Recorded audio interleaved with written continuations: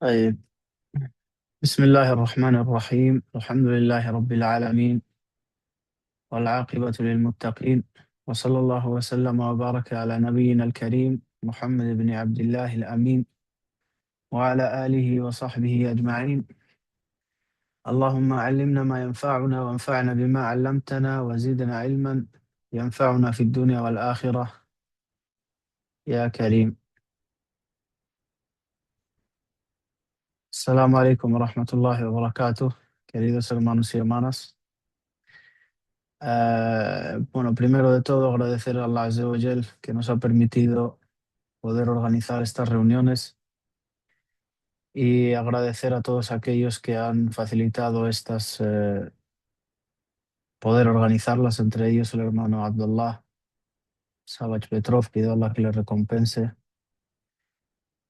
Y agradeceros a todos vosotros también por asistir a estas clases y permitirnos beneficiarnos todos de estas clases. Bienvenidos todos. Me alegra muchísimo veros hoy aquí. Alhamdulillah, y quiero empezar pidiéndoos que reflexionéis por un momento sobre el lugar en el que estáis sentados ahora mismo. Estar hoy en una clase buscando conocimiento islámico no es casualidad. Allah Azza wa Jal es el que os ha elegido para que estéis aquí sentados hoy.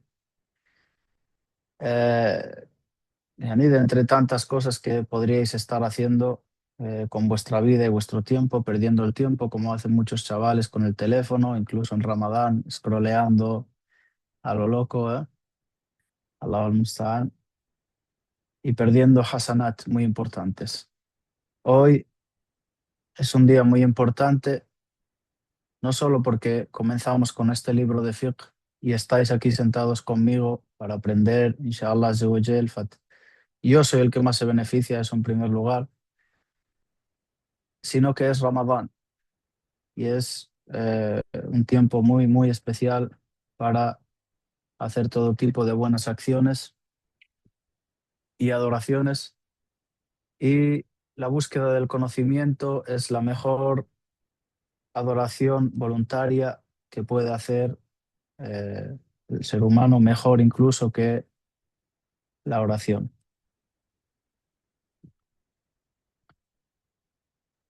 Y esto es una inmensa bendición que debemos saber agradecer, inshallah azza wa jal. No, no va a ser larga, Aji. Como es Ramadán, vamos a intentar que dure 40, 45 minutos. Dejamos un poco para las preguntas relacionadas con la clase, inshallah. Y ya está, no vamos a alargar mucho porque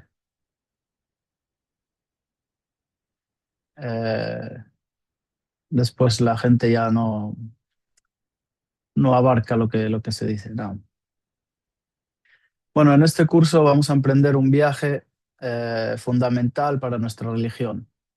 Va a ser, inshallah, todos los lunes a esta misma hora, por lo menos durante el mes de Ramadán.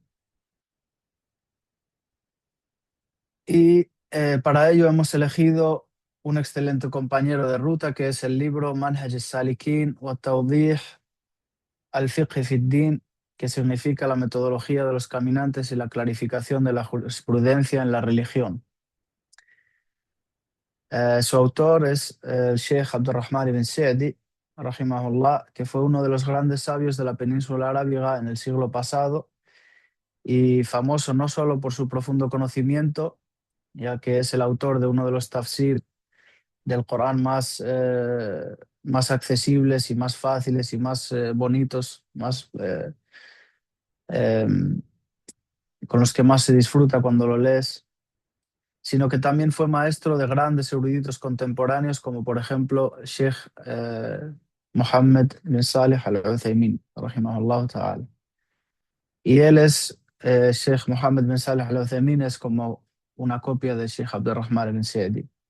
No lo digo yo, sino que lo dicen grandes sabios que han conocido a Sheikh Abdurrahman bin Sa'di y a Mohammed bin Salih al-Uthaymin. Sino que también es conocido o era conocido por su excelente carácter y su tremenda facilidad para explicar la religión de manera clara a los estudiantes. Y fue algo que heredó su estudiante Sheikh Mohammed bin Salih Al-Uthaymin. Nada,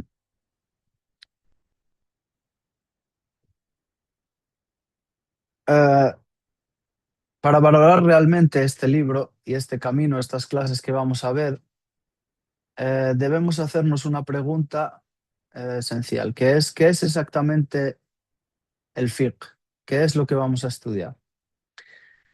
A nivel de idioma, el fiqh no significa simplemente saber algo, conocer datos sin más, sino que es tener una comprensión profunda. Y este es el significado que Allah Azza wa Jalla le ha dado en el Corán, lo vemos en muchas ayat, como por ejemplo, Ya Shu'aibu ma nafqahu kathiran mimma taqul, no entendemos mucho de aquello que dices. O en Surat Kaf, فَوَجَدُونَ قَوْمًا لَا يَكَادُونَ يَفْقَهُونَ قَوْلًا.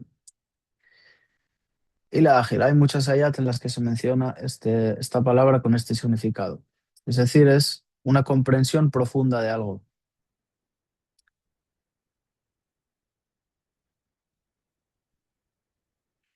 Y a nivel técnico, el fiqh, como va a mencionar el Sheikh más adelante, es el conocimiento de las normas prácticas de nuestra religión. En palabras sencillas, hermanos, es como el manual de instrucciones que nos enseña cómo purificarnos, cómo rezar, cómo ayunar, cómo casarnos, cómo hacer negocios, y cómo tratar a los demás de forma que a Allah le complace. Y esto eh, es vital que lo entendáis, ya que el fiqh no es una ciencia teórica reservada solo para los eruditos, es la ciencia más práctica que existe. El musulmán en su día a día necesita saber todo esto, necesita saber cómo hace el wudú, cómo hace la oración, cuando va a comprar, esta compra-venta es halal o es haram, esto que estoy comprando es halal o es haram, cuando se va a casar, cómo hacer el matrimonio de forma correcta, qué derechos tiene su esposa sobre él, qué derechos tiene él sobre su esposa. Si la qadar Allah hay que divorciarse, cómo hay que hacer el divorcio de manera correcta, qué procesos hay que llevar, bueno, todo esto. Y es muy triste, wallah al-azim, y más para mí como converso, ver musulmanes que han nacido musulmanes, tienen 30, 35, 40 años, ya ni llevan de edad de taklif, ¿cuánto? Desde los 15 años que ya es obligatorio para él hacer todo lo que Allah ha ordenado y alejarse de todo lo que Allah ha prohibido, ya ni 15, 20, 25 años y no sabe hacer el vudú. Lleva 15, 20, 25 años haciendo mal el vudú. Su oración es inválida, se lava el brazo desde aquí, o, bueno, un montón de errores que te encuentras en el día a día en los musulmanes por no tener conocimiento de estas cosas, por el alejarse del conocimiento islámico y alejarse de la sunna del profeta sallallahu alaihi wasallam. Y de la importancia y la virtud de aprender el fiqh se mencionan varios dichos del profeta sallallahu alaihi wasallam, entre ellos uno muy famoso en el que dijo: a quien Allah quiere un bien, le concede la comprensión profunda, es decir, el fiqh, de la religión. Yani, pensad en esto. Yani, solo el hecho de que tengáis la inquietud de aprender el fiqh, el hecho de que estéis hoy escuchando esta clase y preparándoos para estudiar el texto del Sheikh Abdurrahman ibn Sa'di o quien sea, otro, yani el fiqh en general, tenéis ganas de aprender el fiqh y aprender este conocimiento, saber qué es lo que quiere Allah Azza wa Jal de nosotros y cómo complacerlo, es una señal de que Allah Azza wa Jal quiere el bien para vosotros. Es una señal de que Allah Azza wa Jal quiere el bien para vosotros. Y en otra narración se menciona que el profeta sallallahu alaihi wasallam dijo: "Man salaka tariqan yaltamisu fihi ilman, sahhala Allahu lahu bihi tariqan ila al-jannah". Quien emprenda un camino buscando el conocimiento, Allah le facilitará por ese camino, un camino al paraíso. Y la palabra que se utiliza en este hadith es yaltamis. Yaltamis es lo que hace el ciego, ¿sabes? No quiere decir que lo vayáis a encontrar. Simplemente el hecho de que hoy estéis aquí con esta intención de aprender, ya entráis dentro de este hadith. Yani, man salaka tariqan yaltamisu fihi ilman. Busca conocimiento con palos de ciego. No quiere decir que lo vaya a encontrar. Allah Azza wa Jal le facilita con esto un camino al paraíso. Eh, para terminar con esta pequeña introducción, quiero que establezcamos eh, bueno, unas normas o un compromiso mutuo. Quiero que cojáis un compromiso. ¿Y por qué? Es porque el fiqh a veces vais a ver en las clases que tiene detalles, tiene reglas, tiene excepciones y requiere de un esfuerzo extra de vuestra parte. El fiqh no es todo motivador y lo cojo y a veces son cosas técnicas, son normas, son excepciones que hay que saber en cada regla, etcétera. Y esto a veces necesita un esfuerzo extra por vuestra parte. Así que os pido eh, dos cosas: paciencia y una intención pura. Que ahora mismo renovéis vuestra intención y digáis: ¿por qué estoy aquí sentado escuchando a Ahmed? Es por Allah Azza wa Jal. Si no es así, renueva tu intención. Es muy importante. Como sabéis, la primera condición de las acciones para que sean aceptadas por Allah Azza wa Jal es la intención, es que sean por Él únicamente. Y la paciencia conmigo como profesor y la paciencia en este camino de la búsqueda del conocimiento. Nada, vamos a pasar a ver qué dice el Sheikh Rahimahullah en el libro. El Sheikh comienza diciendo: en el nombre de Allah, el misericordioso, el compasivo, y en él buscamos la ayuda. Alabado sea Allah, lo alabamos, buscamos su ayuda, su perdón y nos arrepentimos ante él. Nos refugiamos en Allah de la maldad de nuestras almas y de las malas consecuencias de nuestras obras. A quien Allah guía, nadie puede desviarlo, y a quien él extravía, nadie podrá guiarlo. Y atestiguo que no hay divinidad excepto Allah, único, sin asociado alguno. Y atestiguo que Mohammed es su siervo y mensajero, que Allah le bendiga y le conceda paz. Sallallahu alaihi wasallam. Comienza el Sheikh, como todos los sabios, con el Basmala, Bismillahirrahmanirrahim, y después Alhamdulillahi Rabbil Alamin, Khutbat al-Haja, que es la que conocéis en todas las khutbas del Jumu'ah, se menciona esta khutba, y no hace falta que entremos en mucho detalle. Después menciona esto: este es un libro conciso sobre la jurisprudencia, fiqh, en el que he reunido tanto los temas jurídicos como sus evidencias. Me he limitado en él a los asuntos más importantes y de mayor beneficio debido a la gran necesidad de tratar este tema. Con frecuencia me limito a citar el texto del Corán o la Sunna cuando el juicio en cuestión es claro, para que sea fácil de memorizar y entender para los principiantes, pues el conocimiento es conocer la verdad con su evidencia. Y este es un libro, como dice el Sheikh, conciso, es decir, resumido.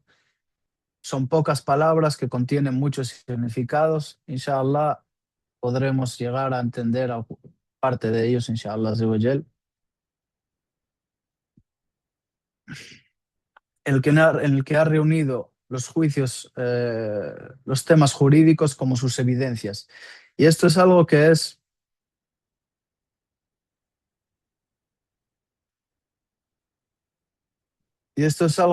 algo que hace destacar este libro.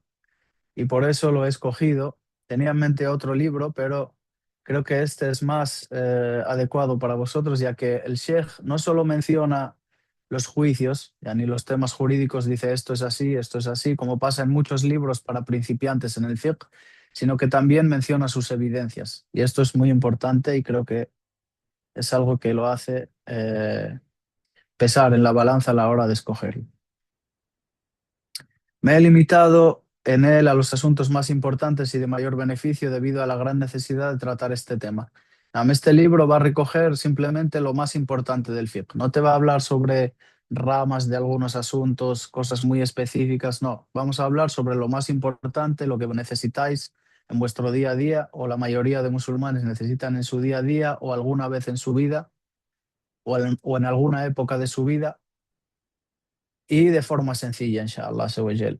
Dice, con frecuencia me limito a citar el texto del Corán o de la Sunna cuando el juicio en cuestión es claro. Es decir, cuando llega a un asunto, quiere mencionar un asunto, esto es así o esto es así, pero encuentra que la haya o el hadith es claro ya, no hace falta una explicación, no hace falta que nadie te venga a decir esto es así, así, sino que el profeta, sallallahu alaihi wasallam, el hadith del profeta, sallallahu alaihi wasallam, o la haya del Corán ya es clara y no hace falta añadir nada más, entonces solo menciona la haya o el hadith. Para que sea fácil de memorizar y entender para los principiantes, pues el conocimiento es conocer la verdad con su evidencia. A mí este es el asl. En realidad, los estudiantes de conocimiento, el asl, yani el principio básico es que memorizan aquello que estudian. Y hoy en día, pues subhanallah, yani, nos hemos visto envueltos en una debilidad increíble y, y esto va disminuyendo. Pero en realidad, antiguamente, todos memorizaban, incluso la gente de a pie. La gente de a pie en las mezquitas, aquí en Saudí, hasta no hace muchos años, siempre después de cada oración se leía algo de algún libro, sobre todo de la aqida, del tawhid, de lo que tiene que ver con conocer a Allah Azza wa Jal y demás.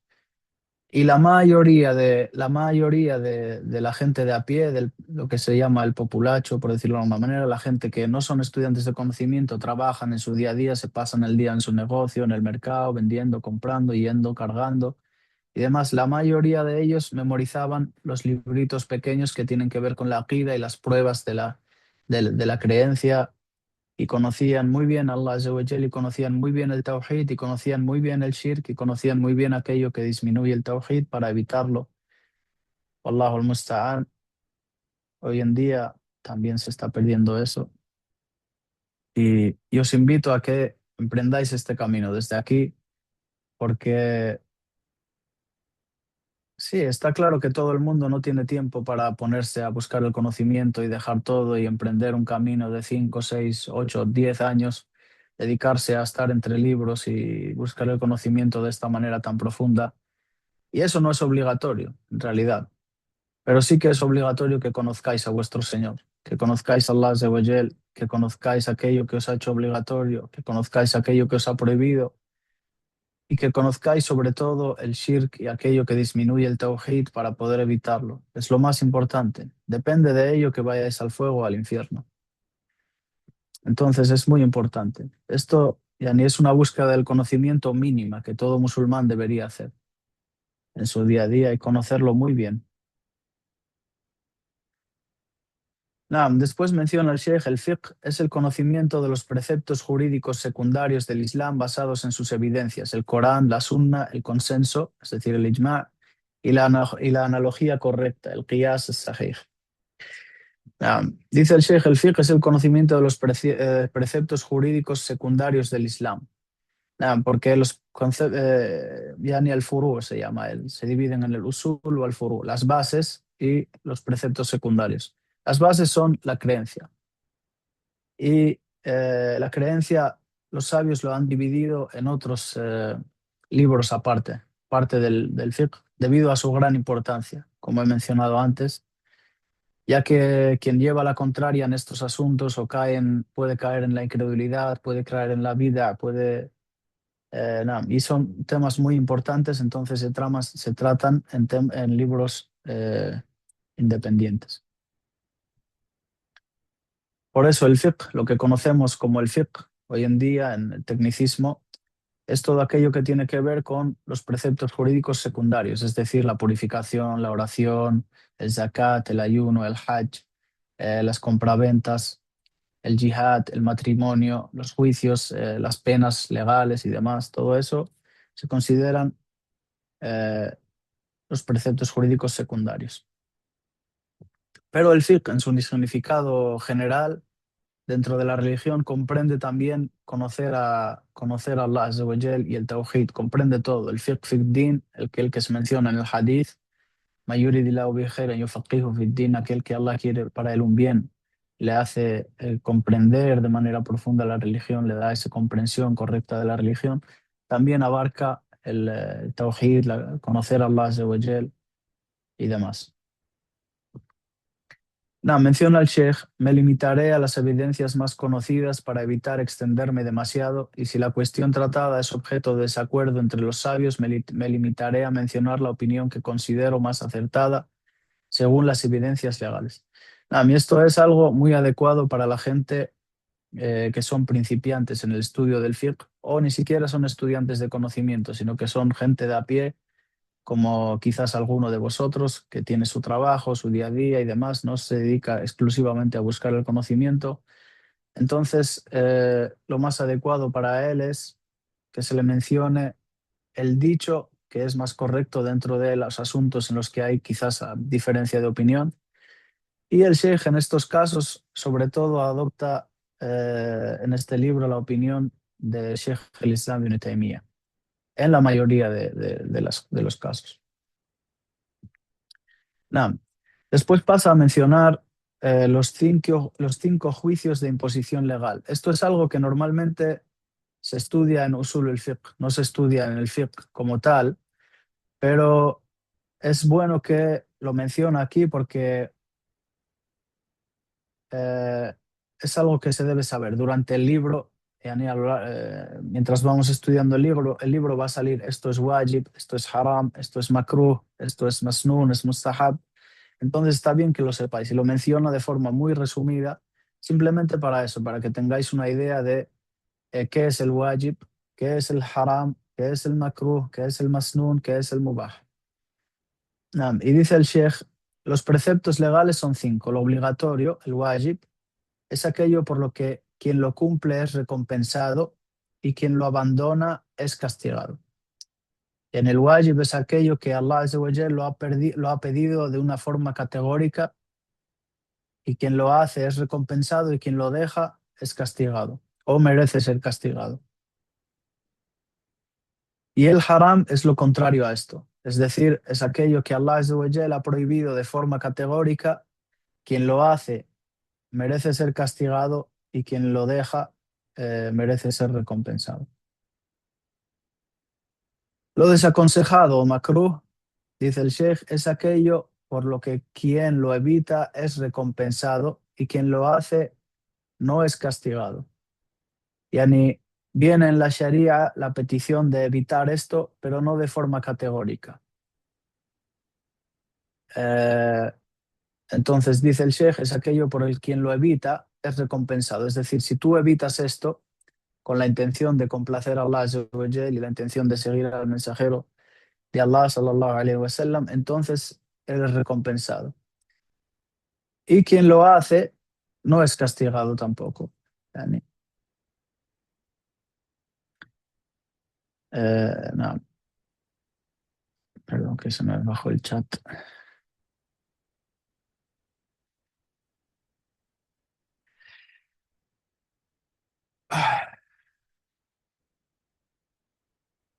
Del ejemplo del obligatorio, tenemos, por ejemplo, las 5 oraciones, el ayuno de Ramadán, el zakat, etc.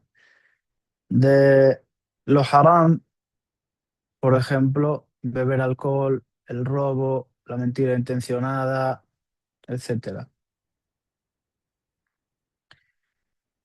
Lo makruh, por ejemplo, hablar durante la llamada o la oración, comer ajo crudo antes de ir a la mezquita, moverte en la oración, todo esto es cosas makruh, es decir, son cosas que se han prohibido, pero no de forma categórica, y quien lo deja es recompensado y quien lo hace no es castigado.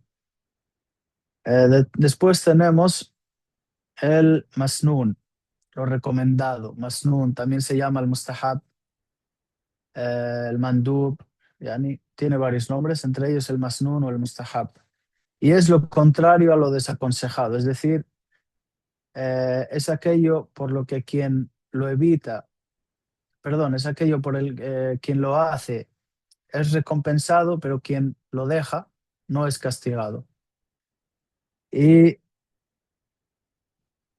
eh, tenemos ejemplos de esto en la Sharia, como por ejemplo el siwak, rezar las oraciones voluntarias, dar caridad voluntaria, etcétera. Si lo haces, eres recompensado o mereces ser recompensado. Todo después depende de la niña y depende algo que hay entre tú y Allah Azza wa Jal.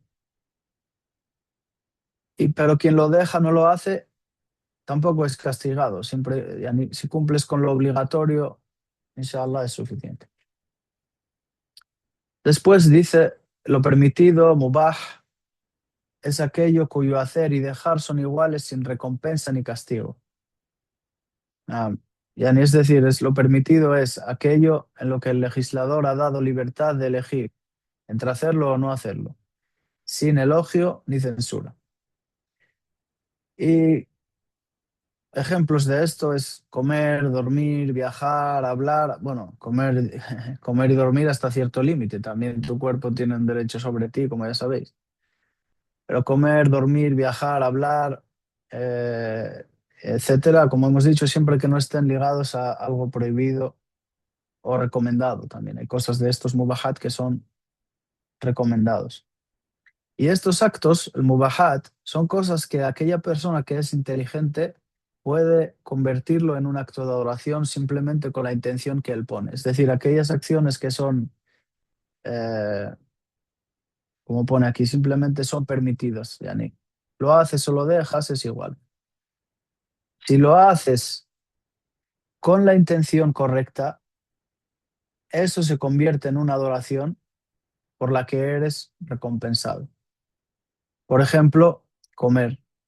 Como para tener fuerza, para poder hacer Salat Tarawih, para poder hacer más Qiyam al-Layl. Dormir, duermo la siesta o duermo en la primera parte de la noche después del Isha para estar activo el tercer último, en el último tercio de la noche, poder rezar Qiyam al-Layl y demás. Esto, solo y simplemente esto, la intención cambia totalmente la realidad de la acción que estás haciendo y lo convierte en una adoración y eres recompensado por ella. Así que esto es un recordatorio para todos vosotros. Cada vez que hagáis algo, simplemente mirar la intención que tengo, renuévala y si puedes hacerlo por Allah Azza wa Jal, puedes conectarlo con una adoración, puedes, yani, es algo que es muy recomendable para el musulmán. Después menciona el Sheikh, es obligatorio para todo responsable, mukallaf, aprender del fiqh todo lo que necesita en sus actos de culto, transacciones y otros asuntos. El profeta sallallahu alaihi wasallam dijo: a quien Allah quiere el bien le concede comprensión en la religión. Y esto es lo que mencionábamos antes. Es obligatorio para todo mukallaf, todo aquel que ha llegado a la edad en la que ya es obligatorio para él hacer todo aquello que Allah azza wa jalla le ha ordenado y evitar todo aquello que Allah azza wa jalla le ha prohibido. Aprender las normas de estas cosas. ¿Cómo tengo que hacer la ablución? ¿Cómo tengo que hacer la oración para que sea correcta?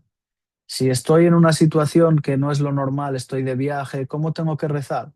¿Cómo tengo que hacer el zakat? ¿Qué es el zakat, Aslan? Mucha gente, subhanallah, me he encontrado marroquíes en España, muchísimos se creen que el zakat, el cual es pilar obligatorio del Islam, pilar del Islam, se creen que son 5 euros que das al final de Ramadán.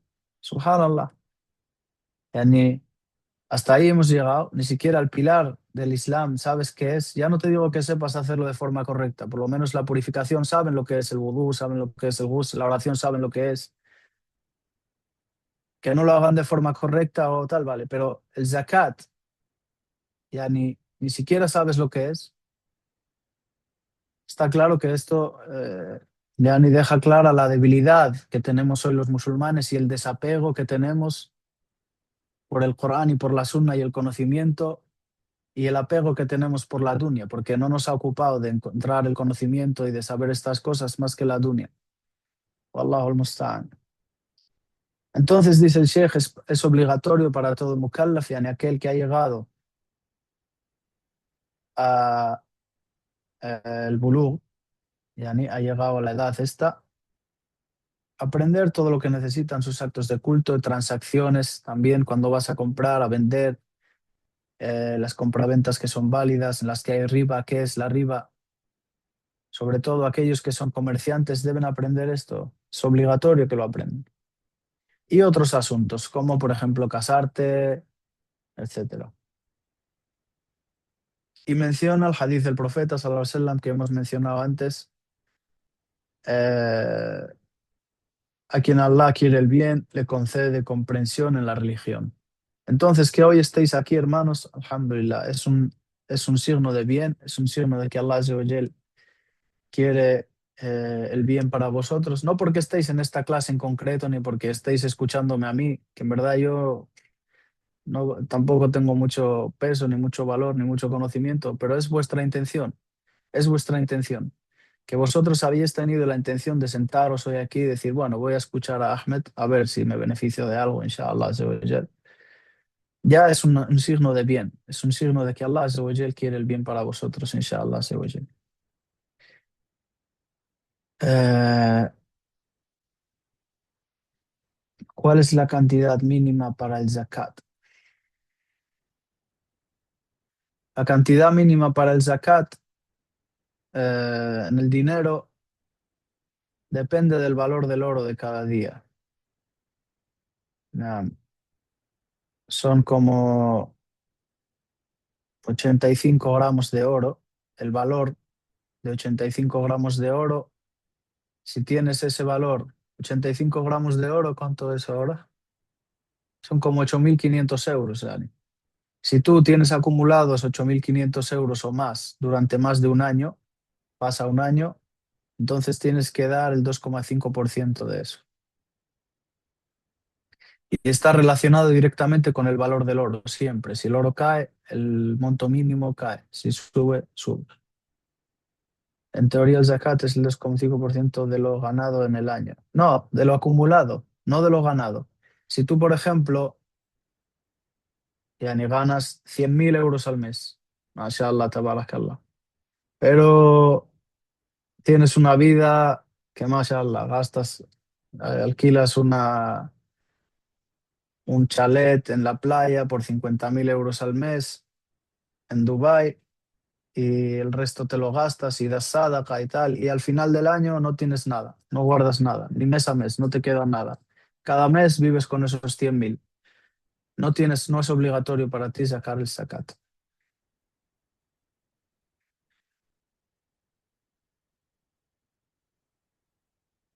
Y por el oro que una mujer tenga en casa suyo de uso personal, también debe sacar el zakat por ello. Si es lo que usa, no. Pero tampoco coger esto como una puerta para acumulo joyas y las uso una vez al año, una vez cada 2 años. No, esto ya cambia el juicio. En lo que tú usas siempre, tu collar, tu pulsera, tu anillo, tal. Ahora, si tienes joyas acumuladas, tienes ahí joyas acumuladas que no las usas nunca o las usas una vez al año, entonces eso sí que hay que sacar. El oro que tengo también debería dar zakat. Sí, si tienes oro acumulado, que no son joyas que utilizas, como he mencionado, tienes que sacar el zakat. Si heredas tierras, también debes sacar el zakat. ¿Y de qué manera eh, se haría? Si heredas tierras, son tuyas las tierras, son tuyas. Si después las pones a la venta, ya entra dentro del zakat de las mercancías de compra-venta, es lo mismo. Cuando los vendes, tienes que sacar un tanto por ciento. Nada. Jazakallah, hermano. Tienen que pasar 12 meses de lo acumulado o mes a mes. Tiene que pasar el haul, el año islámico, 12 meses lunares. 12 meses lunares. En el Islam siempre lo que se tiene en cuenta son las estaciones lunares, es decir, el haul, el año que se tiene en cuenta para el zakat es el islámico, de Muharram a Muharram, no de enero a enero, de Muharram a Muharram. ¿Qué cantidad de oro debo tener ahorrado para dar zakat? 85 gramos. El zakat, por ejemplo, si tú tienes un saldo, un sueldo, 100.000 al año, el zakat se calcula de los 100.000 o hay que quitar tus gastos y hacienda, etcétera.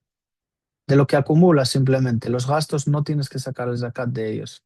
Esos 100.000 no tienes que sacar el zakat de los 100.000. Tú ganas 100.000 euros al mes, como he mencionado, pero cada mes te los gastas todos, no te queda nada y al mes siguiente vives con los 100.000 del mes siguiente y así no tienes por qué sacar zakat. Si cada mes te gastas 90.000, vamos a poner, te quedan 10.000, a final de año vas a tener 120.000. Pues eso es lo que tienes que sacar. El zakat lo tengo que sacar del teléfono y del ordenador y del coche y de mi ropa y de las herramientas y de mi bici. No, de las cosas que son tuyas, de tu uso personal, no hay zakat, ni de tu casa, ni de tus tierras, ni de tu coche, ni de tus cosas personales, eso no tienes por qué sacar zakat de ello. Se saca el zakat del dinero acumulado, que en su día era oro y plata, hoy se aplica al dinero, de el hubub bacimar, es decir, aquello que sale de la tierra, lo que cultivas, em, del ganado y de las mercancías de compra y venta, aquellas mercancías que tienes para, para la compra y venta. Y cuando eres mercader y tienes mercancías, de esas mercancías también hay que sacar zakat.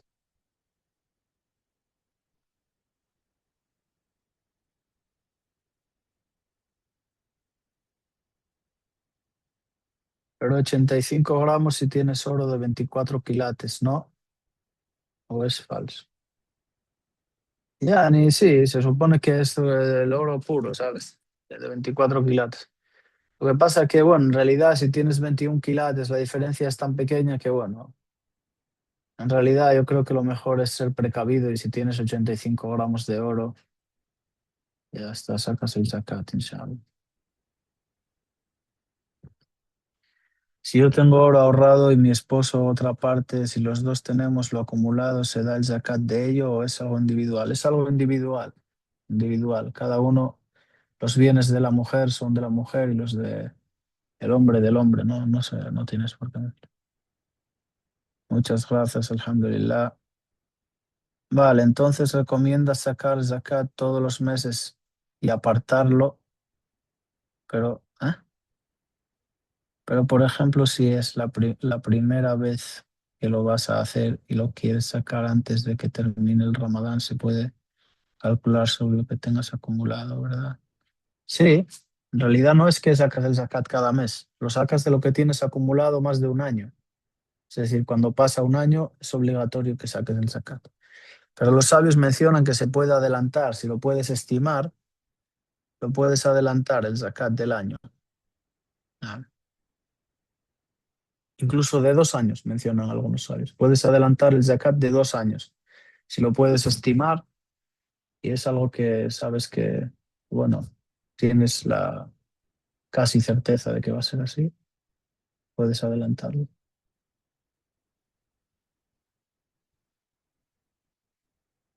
¿Cómo va lo de las mercancías? Si tienes un negocio, haces el zakat de lo que acumulas o de todo en general. De todo en general.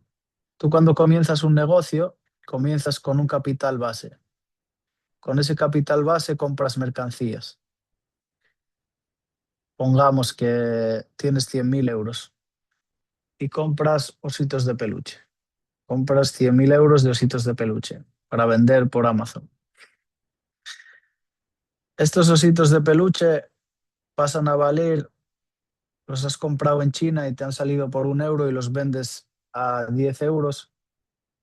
Entonces,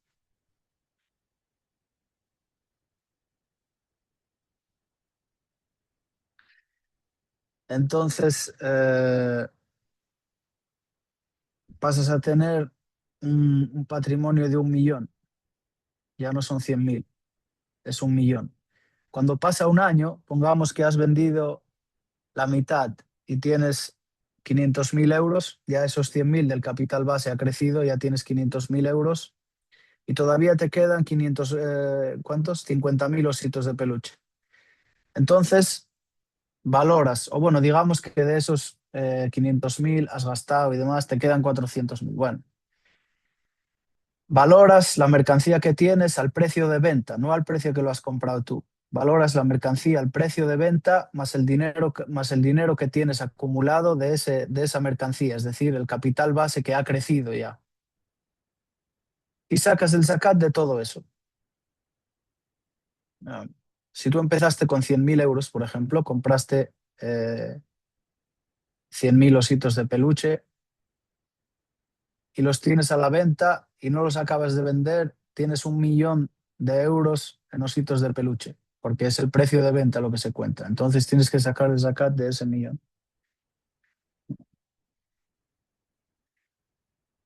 O sea que si la mujer no trabaja, el marido saca zakat por los dos, ¿verdad, Sheikh?